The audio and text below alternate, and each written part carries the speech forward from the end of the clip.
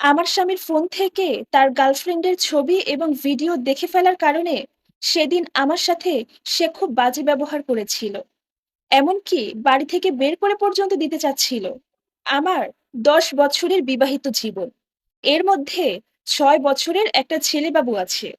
শ্বশুর শাশুড়ি কেউ বেঁচে নেই। একটা ননদ ছিল, তারও বিয়ে হয়ে গেছে। কিন্তু আমার একটা সুখী পরিবার আছে। আমি আমার স্বামীর সাথে কাতারে থাকি। ওই মানুষটা আজ পর্যন্ত আমার সাথে কখনো কোনো খারাপ ব্যবহার করেনি।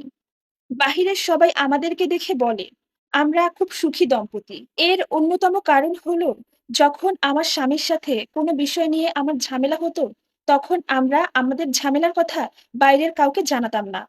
কোনো ঘনিষ্ঠ বন্ধু বান্ধবদেরকেও জানাতাম না, কিংবা আমার বাবার বাড়িতেও কাউকে বলতাম না। আমার স্বামী আমার সাথে খুব ভালো ব্যবহার করত। তার আচার ব্যবহার দেখে আমি বুঝতে পারতাম ওই মানুষটা আমাকে প্রচন্ড ভালোবাসে। কিন্তু শেষ কিছুদিন যাবৎ তার আচার ব্যবহারে আমি ব্যাপক পরিবর্তন লক্ষ্য করছিলাম। গতকাল রাতে ওই মানুষটা ঘুমিয়ে যাওয়ার পরেও আমার ঘুম পাচ্ছিল না। তখন তাকিয়ে দেখলাম বালিশের পাশে তার ফোন। আমি না বলে তার ফোনে হাত দিয়েছিলাম এবং ফোনটা একটু ঘাটাঘাটি করলাম। এর এক পর্যায়ে আমি গ্যালারিতে গেলাম। সেখানে গিয়ে কি মনে করে যেন গ্যালারির ডিলিট অপশনে গেলাম। সেখানে গিয়ে দেখলাম একটা মেয়ের সাথে ভিডিও কলে কথা বলার স্ক্রিনশট, এবং সেখানে তারা দুজনেই খুব আপত্তিকর অবস্থায় আছে। এবং সেখানে আরো কিছু স্ক্রিন রেকর্ড দেখতে পেলাম, যেটা এতটাই আপত্তিকর অবস্থায় ছিল তারা, আমি বলতে পারছি না আপনাদেরকে।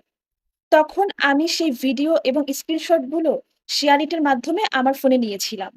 পরের দিন সকালবেলা আমি যখন তাকে এসব দেখাচ্ছিলাম, সে আমাকে ধমক দিয়ে বলল, "তুমি এসব কোথায় পেয়েছো? এখনই ডিলিট করে ফেলো।" তার মাঝে আমি এক ফোঁটা অনুশোচনা বোধ দেখতে পেলাম না। এবং সে আরো বলে, "এটা জাস্ট একটা দুর্ঘটনা। এখনই নিজের ফোন থেকে এসব ভিডিও এবং স্ক্রিনশট সরিয়ে ফেল। এটা যদি আর অন্য একটা মানুষও দেখে, তাহলে কিন্তু তোকে আমি ডিভোর্স দিয়ে বাংলাদেশে পাঠিয়ে দিব।" সে আমাকে বলে, "আমার মান সম্মান নিয়ে টানাটানি করলে তোকে আর আস্ত রাখবো না।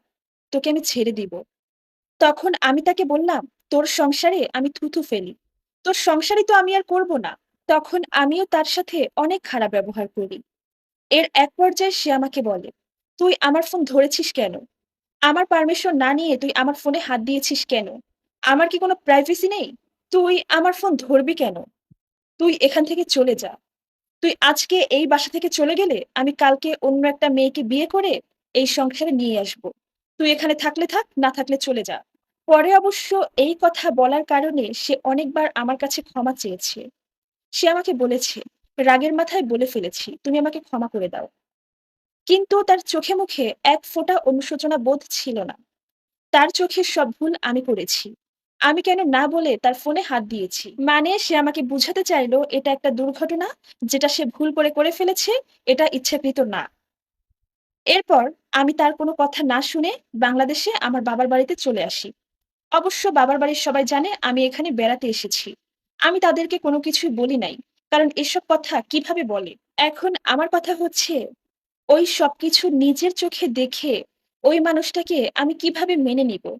ওই মানুষটার সাথে আমি কিভাবে সংসার করব? আমি তাকে সবসময় বলতাম, "আমি তোমার সবকিছু মেনে নিব। কিন্তু প্রতারণা কক্ষনো মানব না।" আমাদের মাঝে তো সবকিছুই ঠিকঠাক ছিল। মানুষটা আমাকে খুবই ভালোবাসতো। কিন্তু এখন সে এমন ভুলটা কেন করল? বাচ্চা হওয়ার পর আমার পেটে অনেক দাগ হয়ে গেছে। সেইজন্য কি সে এখন আর আগের মতো আমাকে ভালোবাসে না? আমি দেখতে যথেষ্ট সুন্দরী। আমার বয়সও কম। জানি না আমার মাঝে কি এমন কমতি আছে, যেটা সে অন্য একটা মেয়ের মাঝে খুঁজে পেয়েছিল। আমি জানি না এখন আমার কি করা উচিত? আমি কোথায় যাব? কার কাছে সবকিছু খুলে বলব? এখন যদি আমি আমার পরিবারে আমার বাবা-মায়ের কাছে এই সব কথা বলে দেই, তাহলে আমার বাবা-মা আমাকে আর বিদেশে গিয়ে তার সাথে সংসার করতে দিবে না। সত্যি কথা বলতে আমি মন থেকে চাই না যে আমার সংসারটা এভাবে ভেঙে যাক।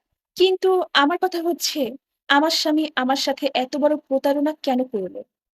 তার সবচেয়ে বড় অপরাধ হলো, এত বড় একটা অপরাধ করার পরেও তার মধ্যে কোনো অপরাধবোধ কাজ করতেছে না। সবকিছু মেনে নিলেও এই যে তার মধ্যে কোনো অপরাধবোধ কিংবা অনুশোচনা কাজ করতেছে না, আমি এটাই মেনে নিতে পারছি না। আর এই ব্যাপারগুলো প্রত্যেকটা মেয়ের জন্য সত্যিই বেদনাদায়ক। মেয়েরা চাইলেই সব কথা নিজের বাবা-মাকে শেয়ার করতে পারে না। কারণ তাহলে নিজের স্বামীকে ছোট করা হয়, যেটা মেয়েরা একদমই করতে চায় না। আর শ্বশুরবাড়িতে বলতে গেলে নানান প্রশ্ন। আর এই সম্পূর্ণ স্টোরিটা একটা আপুর জীবন থেকে নেয়া, যার সাথে আমার বাস্তব জীবনের কোনো মিল নেই। ধন্যবাদ।